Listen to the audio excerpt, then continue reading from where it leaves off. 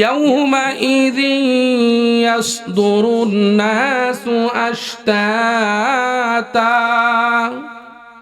লিয়ুরাউ আমালাহুম। আল্লাহ রাব্বুল আলামিন নবীকে জানায় দিয়েছেন, নগো নবীজি, ইয়াউমাইযিন ইয়াসদুরুন নাসু আশতাতা, সেদিন আপনি দেখবেন কিয়ামতের দিন যখন হাসর কায়েম হয়ে যাবে, মানুষ দলে দলে প্রবেশ করতে থাকবে। কোথায় প্রবেশ করবে জানেননি? লিয়ুরাউ আমালাহুম, তাদের আমলকে দেখার জন্য। তার উদাহরণটা হলো ভাই, খেয়াল করে লক্ষ্য করুন, মানুষের যখন ছোট ছোট বাচ্চারা পঞ্চম শ্রেণীতে অথবা এসএসসি পরীক্ষা দেয়, কবে রেজাল্ট দেবে ওই তারিখটা মনে থাকে এবং জানার জন্য অনেক আগ্রহ প্রকাশ করে। আগে থেকেই সকল ছাত্র ছাত্রীরা মোবাইলের মধ্যে এমবি ঢুকাইয়া ওই রেজাল্টটা পাওয়ার জন্য, রেজাল্টটা জানার জন্য অনেক আগ্রহ নিয়ে বসে থাকে। ওই দিনের অবস্থা হবে লিয়ুরাউ আমালাহুম, ওই সমস্ত মানুষ তাদের আমল দেখার জন্য দৌড়ে দলে দলে প্রবেশ করবে। শুধু তাই নয়, শুধু তাই নয়, আল্লাহ রাব্বুল আলামিন বলেন, ফামান ইয়ামাল মিসকালা যাররাতিন খায়রান ইয়ারাহ। ও দুনিয়ার মানুষ, তোমরা খায়রান ইয়ারাহ, তোমরা ছোট আমল থেকে, অনুপরিমাণ আমল থেকে যে ভালো আমলটাই করো না কেন, আমি আল্লাহ রাব্বুল আলামিন সেটাই তোমাদেরকে দেখাইব। ওয়া মান ইয়ামাল মিসকালা যাররাতিন শাররান ইয়ারাহ, যদি মন্দ কাজও করো, ওই মন্দ আমলটা যদি তোমার অনুপরিমাণ হয়, সরিষার দানা পরিমাণও হয়, সেদিনও আমি আল্লাহ রাব্বুল আলামিন ওই তোমার মন্দ আমলটা তোমার সামনে পেশ করব। প্রথমে আমরা জানবো এই সূরাটা নাজিল হওয়ার প্রেক্ষাপটটা কি। আপনার আমার নবী রাহমাতুল আলামিন বিশ্ব নবী সাল্লাল্লাহু আলাইহি ওয়াসাল্লামের কাছে তথা সময় আরবের কাফেররা যখন নবীজি সাহাবাই কেরামদেরকে বলতেন কিয়ামত সংগঠিত হবে, এই দুনিয়ায় একদিন আল্লাহ রাব্বুল আলামিন সৃষ্টি করেছেন, আবার সময় যখন হবে একদিন ধ্বংসও করে দিবেন, সেটাকে বলা হয় কিয়ামত। নবীজি যখন সাহাবাই কেরামদেরকে এই কথা বলতেন, এই ওয়াজ করতেন,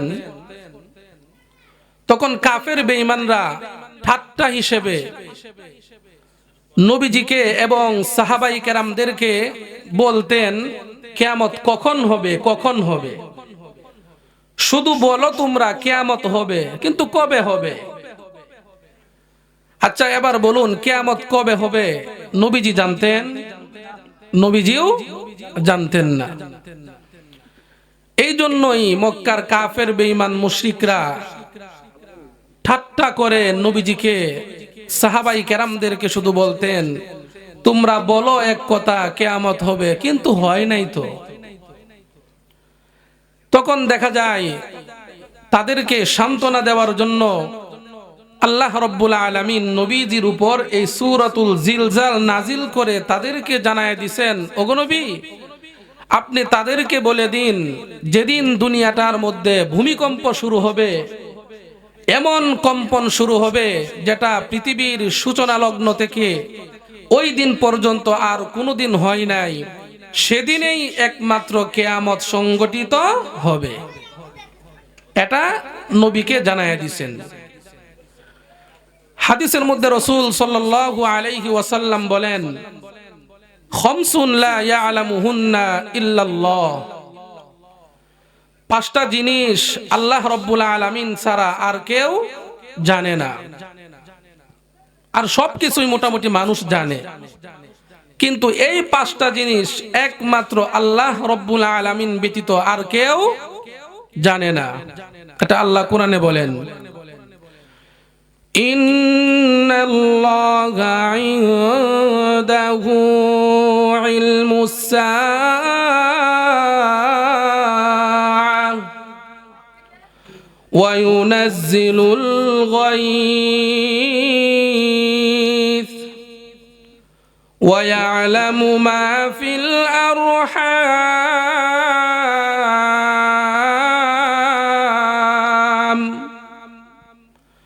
وما تدري نفس ماذا تكسب غدا।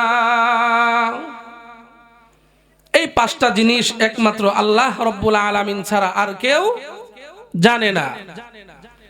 এক নাম্বার হলো ইন্নাল্লাহা ইনদাহু ইলমুস সাআহ, কিয়ামত কখন হবে, কখন সংগঠিত হবে, এটা একমাত্র আল্লাহ ছাড়া আর কেউ, কথা বলেন না, আর কেউ জানে না। ওয়া ইউনাজ্জিলুল গায়থ, বৃষ্টি কখন হবে আপনি আমি জানি, এটা কে জানে? আল্লাহ। ওয়া ইউনাজ্জিলুল গায়থ ওয়া ইয়ালামু মা ফিল আরহাম, মায়ের পেটে সন্তান আছে, ছেলে না মেয়ে, সুস্থ না অসুস্থ, এটা আপনি আমি জানি নাকি আল্লাহ জানেন? আল্লাহ তাআলা জানেন। এই জন্যই আল্লাহ রব্বুল আলামিন বলেন ইন্নাল্লাহা ইনদাহু ইলমুস সাআহ। ওগো নবীজি, কিয়ামত সম্পর্কে আপনাকে মক্কার কাফের বেঈমান মুশরিকরা প্রশ্ন করে, ইয়া রাসূলুল্লাহ, ইয়া হাবিবাল্লাহ, আপনি তাদেরকে জানায় দেন এই কিয়ামত একমাত্র আল্লাহ ছাড়া আর কেউ জানে না, একমাত্র আল্লাহ ছাড়া আর কেউ জানে না। বৃষ্টি কোথায় হবে, কখন হবে, কোন জায়গায় বৃষ্টি দিলে ভালো, কোন জায়গায় দিলে ভালো না, এটাও একমাত্র কে জানেন? আল্লাহ জানেন। মায়ের পেটে সন্তান, আপনাকে ছেলে দিবে নাকি মেয়ে দিবে, ছেলেটা আপনার জন্য মঙ্গল নাকি মেয়েটা আপনার জন্য মঙ্গল, এটা একমাত্র আল্লাহই ভালো জানেন। ওয়া ইউনাজ্জিলুল গায়থ ওয়া ইয়ালামু মা ফিল আরহাম ওয়া মা তাদরি নাফসুম মাযা তাকসিবু গাদা। আগামীকাল আপনি আমি কি উপার্জন করব, কোথায় আমার জন্য আল্লাহ রব্বুল আলামিন রিজিকের ব্যবস্থা করে রাখছেন, এটা আপনি আমি জানি, কে জানেন? আল্লাহ। আরেকটা হলো মরণ। এই যে আমরা এখানে বসে আছি, হতে পারে এখানে কারো জন্য এটাই জীবনের শেষ মাহফিল। সকালে অনেকেরই হতে পারে যদি হায়াত শেষ হয়ে যায়, মৃত্যু হতে পারে, কিন্তু এটা দুনিয়ার কোনো মানুষ জানে না, কে জানে? আল্লাহ তাআলা জানেন। এই পাঁচটা জিনিস একমাত্র আল্লাহ ছাড়া আর কারো ভিতরে জ্ঞান নাই। হযরতে আব্দুল্লাহ ইবনে আমর রাদিয়াল্লাহু তাআলা আনহু থেকে বর্ণিত একটি হাদিস, উনি বলেন রাসূলুল্লাহ সাল্লাল্লাহু আলাইহি ওয়াসাল্লামের কাছে একজন গ্রাম্য লোক আসছে। আয়েশা বলতেছে, ইয়া রাসূলুল্লাহ, ইয়া হাবিবাল্লাহ, আমাকে আপনি কুরআন শিখিয়ে দেন। কি শিখিয়ে দেন? কুরআন শিখিয়ে দেন। তখন নবীজি তাকে বলতেছে, আলিফ লাম র, এই রকম তুমি 3টা সূরা আমাকে পাঠ করে শোনাও। তখন ওই লোকটি বলতেছে, ইয়া রাসূলুল্লাহ, ইয়া হাবিবাল্লাহ, আমার 3টা সমস্যা আছে। কয়টা সমস্যা? 3টা সমস্যা। এক নাম্বার হলো আমি বয়স্ক হয়ে গেলাম, আমার বয়স অনেক বেড়ে গেছে, আমার দ্বারা এইভাবে হা মিম বা আলিফ লাম র বিশিষ্ট সূরা আমার পক্ষে তেলাওয়াত করা সম্ভব না। 2 নাম্বার সমস্যা হলো আমার অন্তরটা কঠোর হয়ে গেছে, ইচ্ছা থাকলেও আমার কি মন চায় না। 3 নাম্বার হলো আমার জবানটা ভারী হয়ে গেছে, ইচ্ছা করলেও আমি কি করতে পারি না, কোরআন তিলাওয়াত করতে পারি না। নবীজিকে যখন এই প্রশ্নের উত্তরটা দিল, তখন নবীজি বলতেছেন, তাহলে তুমি এক কাজ করো, যে কি, হামিম, যে সূরাগুলোর শুরুতে হামিম লেখা আছে, এই রকম 3টা সূরা আমাকে কি করো, তুমি পাঠ করে শোনাও। তখন ওই লোকটা বলতেছে, ইয়া রাসূলুল্লাহ, ইয়া হাবিবাল্লাহ, আমার দ্বারা সম্ভব না। ওই আগে যে 3টা তার সমস্যা ছিল, এই 3টা সমস্যার কথা আবার বলছে। উনি বলতেছে, ওগো আল্লাহর নবী, বিশ্ব নবী রাহমাতুল লিল আলামিন, আমার 3টা সমস্যা। এক নাম্বার হলো আমার জবান বাণী হয়ে গেছে, আমার মুখে অনেক জড়তা, ইচ্ছা থাকা সত্ত্বেও আমি কোরআন তিলাওয়াত করতে পারি না। 2 নাম্বার হলো আমার বয়স অনেক বেড়ে গেছে। 3 নাম্বার হলো আমার অন্তর, আমার হৃদয় অনেক কঠোর হয়ে গেছে। দ্বিতীয়বার যখন নবীজিকে এই কথাটা বললেন, আল্লাহর নবী বিশ্বনবী রাহমাতুল লিল আলামিন সাল্লাল্লাহু আলাইহি ওয়াসাল্লাম আব্দুল্লাহ ইবনে আমর রাদিয়াল্লাহু তাআলা আনহু বলেন, নবীজি ওই সময় ওই লোকটাকে ইদা জুলজিলাতিল আরদু জিলজালাহা ওয়া আখরাজাতিল আরদু আথকালাহা, এই সূরাটা নবীজি তাকে শিক্ষা দিয়ে দিলেন। সুবহানাল্লাহ। এটা হলো একটা প্রেক্ষাপট। এবার আসুন এই সূরাটা পাঠ করলে কি ফায়দা। তিরমিজি শরীফের হাদিস, হযরতে আনাস ইবনে মালিক রাদিয়াল্লাহু তাআলা আনহু থেকে বর্ণিত। আনাস ইবনে মালিক রাদিয়াল্লাহু তাআলা আনহু বলেন, আল্লাহর নবী বিশ্বনবী রাহমাতুল লিল আলামিন সাল্লাল্লাহু আলাইহি ওয়াসাল্লাম একজন সাহাবী নবীজির কাছে আসলেন। আসার পর নবীজি বলতেছেন, ও আমার সাহাবী, তুমি কি এখনো বিয়ে করো নাই? ওই লোকটা বলতেছে, ওগো নবীজি, আমি তো বিয়ের উপযুক্ত এখনো হই নাই, তার কারণ হলো আমি গরিব মানুষ নাই। নবী আমার বলতেছেন, সাহাবী, সূরাতুল ইখলাস কি তোমার মধ্যে নাই? তুমি কি সূরাতুল ইখলাস তিলাওয়াত করতে পারো না? ওই সাহাবী জবাব দেয়, ইয়া রাসূলুল্লাহ, হ্যাঁ আমি অবশ্যই সূরাতুল ইখলাস তিলাওয়াত করতে পারি। তখন নবীজি বলতেছেন, তুমি কি কুল ইয়া আইয়ুহাল কাফিরুন পাঠ করতে পারো না? তখন নবীজি যখন এই কথা বললেন, ওই লোকটা বলতেছে, হ্যাঁ আমি এটাও পারি। নবীজি বললেন, তুমি কি ইদা জা নাসরুল্লাহ এই সূরা পারো না? সাহাবী জবাব দেয়, ওগো নবীজি, আমি ইদা জা নাসরুল্লাহ পাঠ করতে পারি। নবী আমার বলেন, তুমি কি ইদা জুলজিলাতিল আরদু জিলজালাহা এই সূরা কি তিলাওয়াত করতে পারো না? নবী আমার জবাব যখন এই প্রশ্নটা করলেন, ওই সাহাবীও জবাব দেয়, ইয়া রাসূলুল্লাহ, এই সকল সূরাও আমি পাঠ করতে পারি। তখন নবী আমার জবাব দেন, এ সাহাবী, তুমি জেনে রাখো, এই সমস্ত সূরা যখন তুমি তিলাওয়াত করতে জানো, তারপরেও তুমি কেন বিভাগের জন্য অপেক্ষায়? আল্লাহ রব্বুল আলামিন পরিষ্কারভাবে বলে দিয়েছেন, কোন মানুষ যদি গরিব থাকে, কোন মানুষ যদি অসহায় থাকে, সে যদি ধারাবাহিকভাবে নিয়মিতভাবে সূরাতুল ইখলাস তিলাওয়াত করে, আল্লাহ রব্বুল আলামিন তাকে অল্প দিনের মধ্যেই ধনী বানাইয়া দিবে। মুসলমান ইমানদার ভাইয়েরা আমার, সূরাতুল ইখলাস তিলাওয়াত করলে, একবার যদি তিলাওয়াত করেন 10 পারার তিলাওয়াতের সওয়াব আপনার আমলনামায় দেয়। 2 বার যদি তিলাওয়াত করেন 20 পারা তিলাওয়াত করার সওয়াব আল্লাহ রাব্বুল আলামিন আপনার আমলনামায় দান করা হয়। 3 বার যদি পাঠ করেন পুরা 1 কুরআন খতমের সওয়াব আপনার আমলনামায় দেওয়া হয়।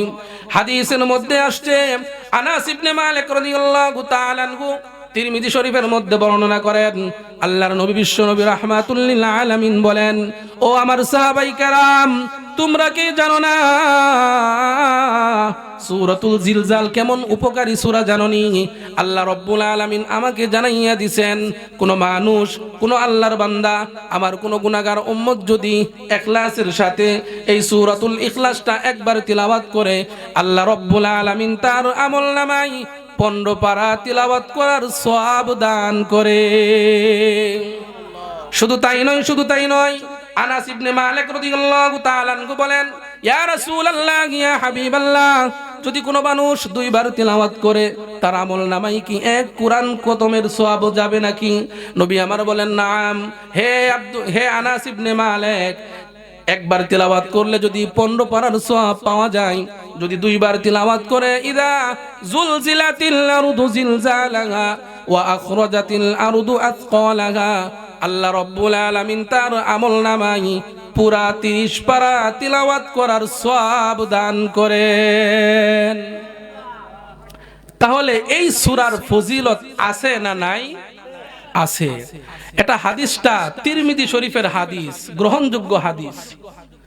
তাহলে এই সূরাতুল জিলজাল সম্পর্কে কিছু আলোচনা করার চেষ্টা করব ইনশাআল্লাহ। এই সূরার মধ্যে আল্লাহ রাব্বুল আলামিন প্রথমে ভূমিকম্পর কথা শুরু করছেন। কিয়ামতের আগে ভূমিকম্প হবে, প্রথমেই কিয়ামত হবে না। প্রথমেই কি হবে না বলেন? কিয়ামত প্রথমেই হবে না, প্রথম ভূমিকম্প হবে। কিয়ামত কখন হবে? ইসরাফিল আলাইহিস সালাতু ওয়াস সালাম যখন সিংহার মধ্যে কি দিবেন? ফু দিবেন, তখন কিয়ামত হবে। এর আগে কখনো কি হবে না? কিয়ামত হবে না। এই জন্যই এই সূরাতুল জিলজালের মধ্যে শুধু নয়, আল্লাহ রাব্বুল আলামিন বিভিন্ন আয়াতের মধ্যে কিয়ামতের ঘটনা কি করছেন? উল্লেখ করছেন। তাহলে ভাই আসুন এবার আমরা কিয়ামতের পূর্বের কি কি লক্ষণগুলো হবে এইগুলো আগে জেনে নেই। কি বলেন? আল্লাহ রাব্বুল আলামিন সূরাতুল জিলজালের মধ্যে বলেন, ইযা জুলজিলাতিল আরদু জিলজালাহা ওয়া আখরাজাতিল আরদু আথকালাহা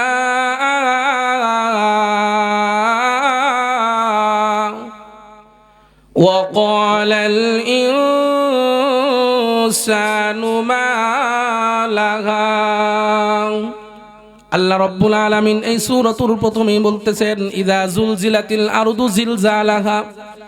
ও দুনিয়ার মানুষ সম্প্রদায়, কিয়ামত যখন হবে তখন কিন্তু ইসরাফিল আলাইহিস সালাতু ওয়াস সালাম সিংহার মধ্যে ফু দিবেন।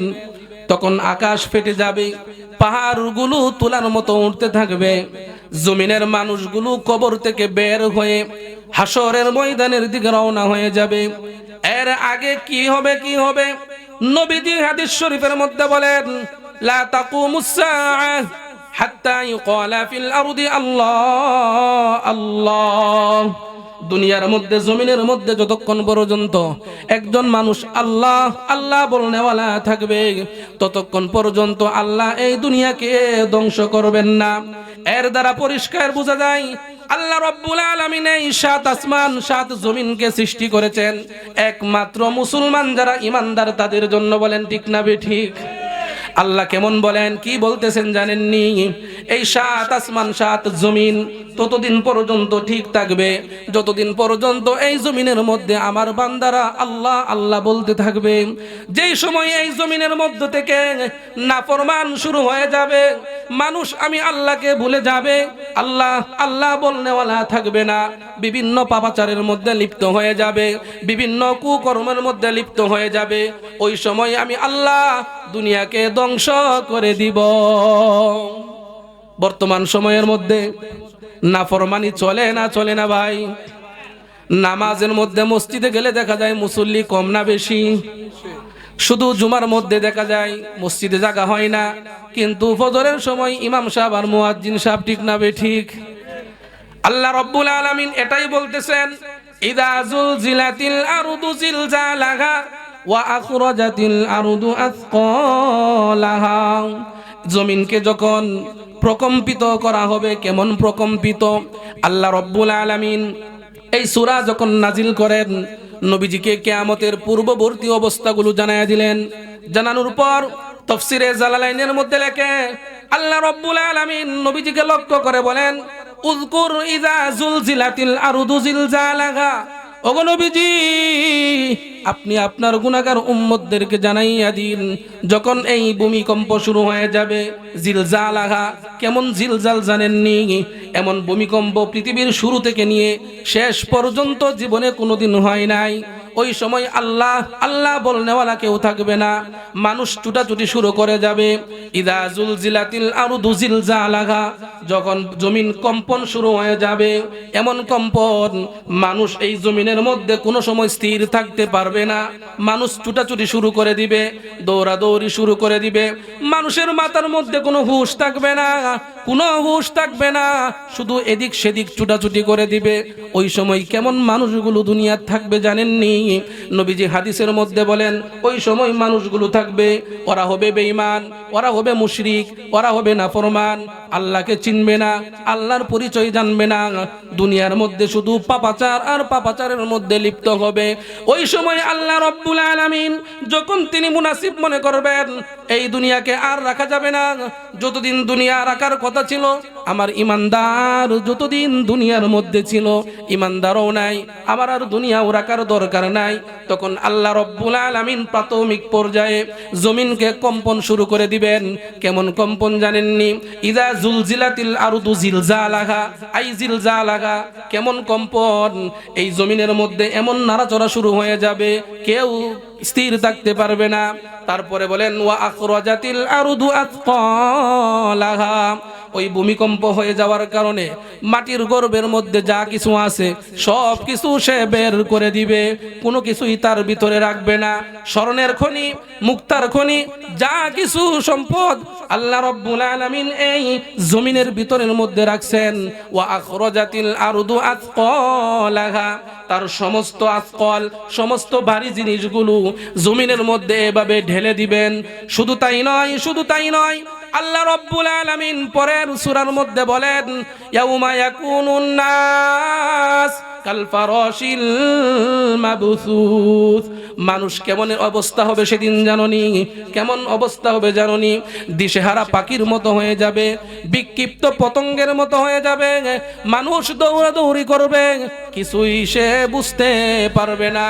ইয়াউমা ইয়াকুনুন নাস কাল ফারাশিল মাবসুস, বিক্ষিপ্ত পতঙ্গের মতো হয়ে যাবে। বিক্ষিপ্ত পতঙ্গ কাকে বলা হয়? দিশেহারা পাখির মতো হয়ে যাবে। দিশেহারা পাখি কাকে বলা হয়? কিতাবের মধ্যে লেখে বৈশাখ জ্যৈষ্ঠ মাসে যখন প্রচন্ড ঝড় বাতাস শুরু হয়ে যায়, ওই ঝড় বাতাসের মধ্যে বাতাসের আঘাত খাওয়ার পর একটা পাখি যখন সে কোনো কিছুই করতে পারে না, বাতাসের আঘাতে পাখিটা জমিনের মধ্যে পড়ে যায়। সকালবেলায় দেখবেন ছোট ছোট বাচ্চারা এই পাখিটাকে নিয়ে খেলাধুলা করে, টানা হেচড়া করে, যদিও শরীয়তে এটা ঠিক নাই। ওই সময় দিশেহারা পাখিটা পূর্ব কোন দিকে, পশ্চিম কোন দিকে, সামনে কোন দিকে, পিছনে কোন দিকে, সে কিছুই টের পায় না। কোথায় যাবে, কোথায় আসছে, কিছুই বলতে পারে না। ওই সময়ের অবস্থাটাও ঠিক এমন হবে। ইয়াউমা ইয়াকুনুন নাস কাল ফারাশিল মাবসুস, মানুষ সেদিন দিশেহারা পাখির মতো হয়ে যাবে, কোথাও দিশা পাইবে না, কোথাও যাওয়ার সুযোগ পাইবে না। এই কথাটাই আল্লাহ রব্বুল আলামিন বলেন। কিয়ামতের আগ মুহূর্তের মানুষগুলো এমন অবস্থা হবে, সে কাউকে চিনবে না, শুধু বলবে আজ কি হলো, জমিনের কি হলো। অতীতে কোনোদিন জমিন তো এমন নড়াচড়া করে নাই, জমিন তো এতদিন এই অতীতে কোনোদিন এমন কম্পন শুরু করে নাই, আজকে কেন এমন হয়ে গেল, আজকে কেন এমন করতেছে? হাইরে বুঝি কিয়ামত হয়ে যাবে, হাইরে বুঝি এখন দুনিয়া ধ্বংস হয়ে যাবে। এটাই আল্লাহ বলেন, যখন দুনিয়ার মধ্য থেকে ইমানদার একটাও থাকবে না, ওই সময় আমি আল্লাহ রব্বুল আলামিন দুনিয়ার জমিনের মধ্যে ভূমিকম্প শুরু করে দিব। কেমন ভূমিকম্প তো বুঝলেন? মানুষের অবস্থাটাও কেমন হবে জানেননি? কিয়ামতের লক্ষণ নবীজি হাদিসের মধ্যে বলেন, ও আমার সাহাবায়ে কেরাম, কিয়ামত কখন হবে জানোনি? তার মধ্যে এক নাম্বার কারণ হলো, একটা আলামত হলো মাউতি। আমি বিশ্বনবী রাহমাতুল লিল আলামিন যখন দুনিয়া থেকে বিদায় হয়ে যাব, দুনিয়ার মধ্যে থেকে যখন আমি মারা যাব, এটাও হলো কিয়ামতের একটা আলামত। এটাও হলো একটা কিয়ামতের আলামত। নবীজি নিজে বলছেন মাউতি, আমি যখন মারা যাব, আমার মারা যাওয়াটাও তোমরা কি করবা? কিয়ামতের আলামত হিসেবে ধরে নিবা। আরেকটার কথা বলছেন নবীজি, আমার মরণ হয়ে যাওয়ার পর মানুষ যখন দেখবা বিভিন্ন পাপাচারের মধ্যে লিপ্ত হয়ে গেছে, করতেছে, যেটা পাপ সেটা সে পাপ কাজ, সেটাও সে বুঝে না যেটা পাপ কাজ। এইগুলো যখন সমাহারে চলবে, স্বাভাবিকভাবে মানুষ এইভাবে পাপ কাজ করবে, এইগুলো হলো কিয়ামতের আলামত। বর্তমান সময়ে দেখবেন স্টলের মধ্যে বসে বাবাও টিভি দেখে, পাশে ছেলেও টিভি দেখতেছে, আছে না নাই? কথা বলেন না, আছে না নাই? এইগুলো কিসের লক্ষণ?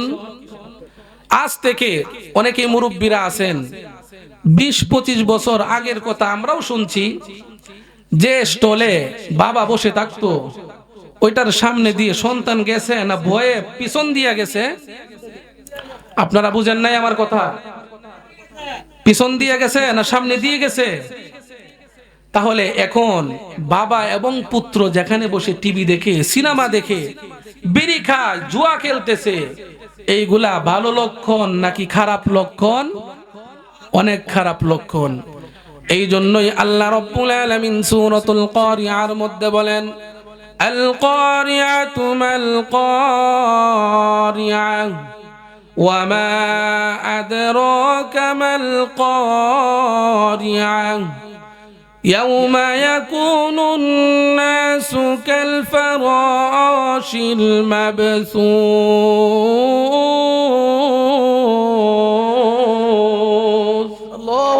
আল্লাহ রাব্বুল আলামিন নবীজিকে লক্ষ্য করে বলেন, ওগো নবীজি, করাঘাতকারী, বিকট আওয়াজকারী, মাল কারিয়া, ইয়া রাসূলুল্লাহ, ইয়া হাবিবাল্লাহ, বিকট আওয়াজকারী কি আপনি জানেননি?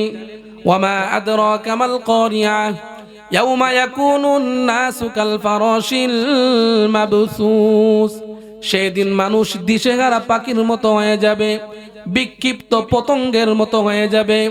ওয়াতাকুনুল জিবালু কাল ইহনিল মানফুস। এই যে পর্বতগুলো আছে, ওই পর্বতগুলো হলো জমিনকে স্থির রাখার জন্য আল্লাহ রাব্বুল আলামিন এখানে রাখছেন, জমিন যেন নড়াচড়া না করতে পারে। সেদিনের অবস্থাটা এমন হবে, ওয়াতাকুনুল জিবালু কাল ইহনিল মানফুস। সেদিনের পাহাড়গুলো এমন অবস্থা হবে, প্রত্যেকটা পাহাড় ধুনিত পশমের মতো হয়ে যাবে। পাহাড়গুলো এদিক সেদিক নড়াচড়া শুরু করে দিবে, পাহাড় তার জায়গার মধ্যে থাকবে না। এই কথাটাই আল্লাহ রাব্বুল আলামিন অন্য সূরার মধ্যে বলেন, ইয়া আইয়ুহান নাসুত্তাকু রাব্বাকুম ইন্না জালজালাতাস সাআতি শাইউন আযীম।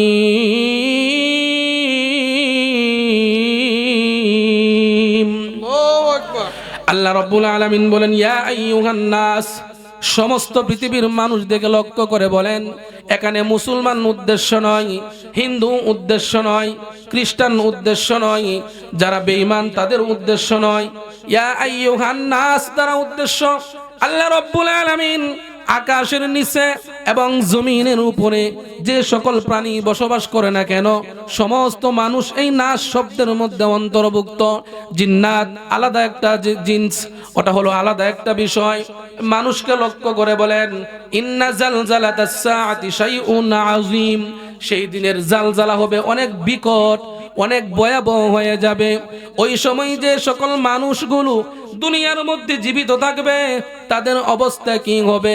আল্লাহ পরের আয়াতের মধ্যে বলেন, ইয়াউমা তারাউনাহা তাযহালু কুল্লু মুরদিআতিন আম্মা আরদাআত ওয়া তাদউ কুল্লু যাতি হামলিন হামলাহা ওয়া তারান নাসা সুকারা ওয়া মা হুম বিসুকারা। আল্লাহ রাব্বুল আলামিন বলেন, ওই সময় যে সকল মানুষ দুনিয়ার মধ্যে জীবিত থাকবে, তাদের অবস্থাটা কেমন হবে? যারা এই কিয়ামতের লক্ষণগুলো তারা দেখতে পাবে, জমিনের জালজালা দেখতে পাবে, তাদের অবস্থাটা কেমন হবে জানোনি? ওই সময় যে সকল ছোট ছোট বাচ্চারা, দুধের শিশু, তাদের কি অবস্থা হবে? তারা বিস্মিত আশ্চর্য হয়ে যাবে। যে সকল মার পেটে বাচ্চা থাকবে, ওই সকল অবস্থা দেখে তার বাচ্চা প্রসব হয়ে যাবে, সে টেরও পাইবে না, বলতেও পারবে না। আর মানুষকে নবী আপনি দেখবেন, ওয়াতারাহুম বিসুকারা ওয়া মা হুম বিসুকারা। ইয়া রাসূলুল্লাহ, ইয়া হাবিবাল্লাহ, ওই সময় আপনি মানুষদেরকে দেখবেন তারা নেশাগ্রস্তর মতো হয়ে গেছে, মানুষ দিশেহারা হয়ে গেছে, মাতালের মতো হয়ে গেছে। ওগো নবীজি, ওয়া মা হুম বিসুকারা, ওরা কিন্তু মাতাল হয় নাই, ওরা কিন্তু দিশেহারা হয় নাই, সব কিছুই ওদের ঠিক থাকবে। কিন্তু আমি আল্লাহ রাব্বুল আলামিন যখন জমিনের মধ্যে জালজালা শুরু করে দিব, ভূমিকম্প শুরু করে দিব, কম্পন শুরু করে দিব, ওই কম্পনের কারণে, ওই জালজালার কারণে ওই সকল মানুষ ওই সময় মাতালের ভাব ধরবে। ওই সময় মানুষ মাতালের ভাব ধরবে। এটার উদাহরণটা হলো, একটা ছোট বাচ্চাকে আপনি জিজ্ঞাসা করলেন, সে অপরাধ করছে। আপনি রাগান্বিত হয়ে যখন তাকে জিজ্ঞাসা করবেন, এই তুমি কি এটা করো নাই, সে জানে যে সে অপরাধটা করছে, কিন্তু আপনার ভয়ে সে মিথ্যা কথা বলবে, আমি এটার কাছেও যাই নাই। হয় না হয় এরকম? অপরাধটা কিন্তু সেই করছে, কিন্তু আপনার পিটার ভয়ে, মারের ভয়ে সে মিথ্যা কথা বলছে। কেন জানেননি? আপনার মার থেকে বাঁচার জন্য, মায়ের থেকে বাঁচার জন্য। কিন্তু আপনি তাকে ছোট হিসেবে ছেড়ে দিলেন, কিন্তু সেদিন আল্লাহ রব্বুল আলামিনের এই কঠিন জালজালা থেকে কেউ বাঁচতে পারবে? কথা বলেন, বাঁচতে পারবে? এই কথাটাই আল্লাহ রব্বুল আলামিন আরেক আয়াতের মধ্যে বলেন, ইয়াসআলু আইয়ানা ইয়াউমুল কিয়ামাহ فإذا برق البصر وخسف القمر وجمع الشمس والقمر يقول الإنسان يومئذ أين المفر يقول الإنسان মানুষ সেদিন বলবে, ইয়াউমাইদিন সেদিন বলবে, আইনাল মাফার, কোথায় পলায়ন করব, কোথায় পলায়ন করব। আপনার ঘরে আমি যাওয়ার চেষ্টা করি, আপনি আমার ঘরে আসার চেষ্টা করেন, সেই দিনের মানুষের অবস্থাটা হবে এদিক সেদিক ছুটাছুটি করবে, কিন্তু কোথায় যাওয়ার জায়গা পাবে না, কোথায় আশ্রয় পাবে না। আল্লাহ রাব্বুল আলামিন এই কথাটাই পরিষ্কার ভাবে জানায়া দিয়েছেন, ইয়া মা'শারাল জিন্নি ওয়াল ইনসি ইন ইসতাতা'তুম আন তানফুযু মিন আকতারিস সামাওয়াতি ওয়াল আরদি ফানফুযু লা তা'ফুযুনা ইল্লা বিসুলতান।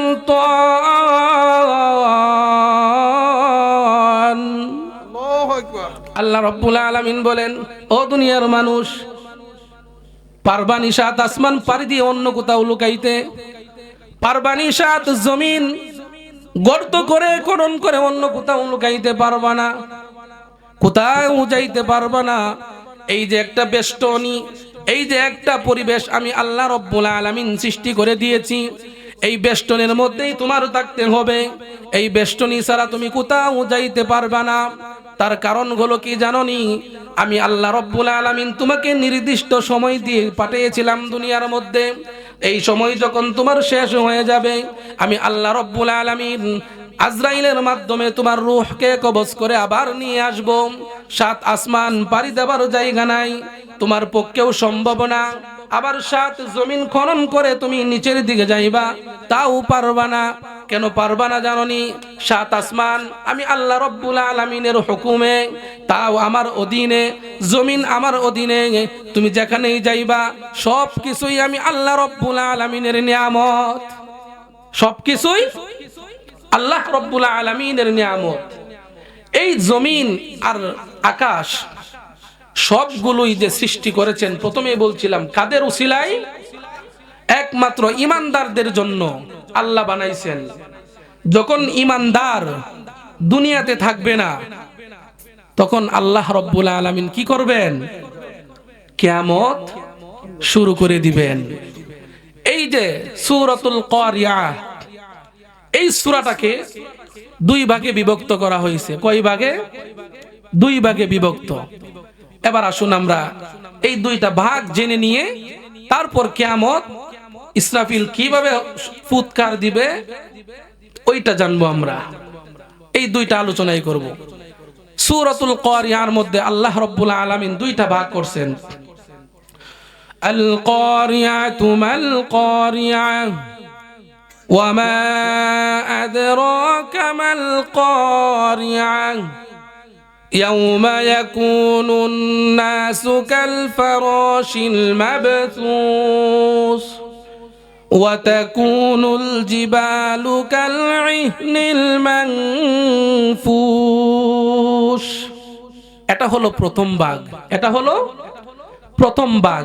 এটার মধ্যে আল্লাহ রাব্বুল আলামিন কিয়ামত সংক্রান্ত কিছু আলোচনা করছেন। তারপরে যে বিষয়টা আলোচনা করছেন সেটা হলো আপনার আমার আমল নিয়ে। কি নিয়ে? আমল নিয়ে। আমরা দুনিয়াতে বসবাস করি একটু শান্তিতে থাকার জন্য, দিনকে রাত করি, রাতকে দিন করি, করি না ভাই? মাথার ঘাম পায়ে ফেলে এত পরিশ্রম করি, একমাত্র উদ্দেশ্য একটাই। সে উদ্দেশ্যটা কি? একটু আরাম আয়েশে থাকার জন্য। এই আয়াতের মধ্যে আল্লাহ রাব্বুল আলামিন বলেন, ফামান সাকুলাত মাওয়াজিনু, এই যার ওজনটা, আমলের ওজনটা সেদিন ভারী হবে, সে চলে যাবে কোথায়? জান্নাতে। আর যার আমলটা হালকা হয়ে যাবে, তার ঠিকানা কোথায় হবে? জাহান্নামের মধ্যে। তাহলে এই সূরার মধ্যে আল্লাহ সূরাটাকে মুফাসসিরিনে কেরাম দুই ভাগে ভাগ করছেন, ঠিক আছে তো? প্রথম অংশের মধ্যে কিয়ামতের আলোচনা, পরের অংশের মধ্যে আপনার আমার আমল সম্পর্কে আলোচনা করছেন। এই আমল যদি পরবর্তী আমরা নিয়ে না যাই, আমাদের অবস্থা ভালো হবে নাকি খারাপ হয়ে যাবে? খারাপ হয়ে যাবে। এই জন্যই এই যে নেক আমলের কথা বলছে, নেক আমলটা আমরা কোথায় করব বলেন? দুনিয়াতে নাকি মৃত্যুর পর? দুনিয়াতেই করতে হবে নেক আমল। এটাও এই যে সূরাতুল জিলজাল যে তিলাওয়াত করছি, এটার আরেকটা নাম আছে মনে হইছে, ওইটার নাম হলো সূরাতুল জামিয়া। এই সূরার নাম কি আরেকটা? সূরাতুল জামিয়া। সাহাবায়ে কেরাম জিজ্ঞাসা করলেন, ইয়া রাসূলুল্লাহ, যে এটার নাম যে সূরাতুল জামিয়া বললেন, এটা কি দিকে লক্ষ্য করে? তখন নবীজি সাহাবায়ে কেরামদেরকে বললেন, ও আমার সাহাবায়ে কেরাম, এই সূরাটাকে সূরাতুল জামিয়া। সাহাবী এসে নবীজির কাছে প্রশ্ন করলেন, ওগো নবীজি, আমাকে একটা পরিপূর্ণ সূরা, যে সূরাটা দুনিয়াতেও আমার লাভ, পরকালেও আমার লাভ হবে, এই রকম একটা সূরা আমাকে শিখিয়ে দেন। তখন নবীজি এই সূরাতুল জিলজাল ওই সাহাবীকে শিখিয়ে দিয়েছিলেন। অন্য সাহাবী প্রশ্ন করলেন, নবীজি এটা সূরাতুল জামিয়া কেন হলো?